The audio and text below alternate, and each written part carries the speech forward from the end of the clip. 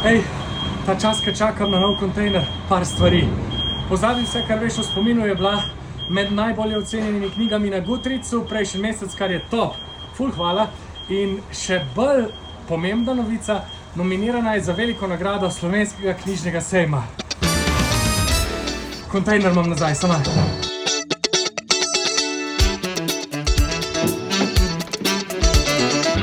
Zdaj pa, jaz sem hotel o tem narediti eno lepo objavo, ampak kot vidite mi bo danes zmanjkalo časa. Zato je ta video samo ena res srčna prošnja.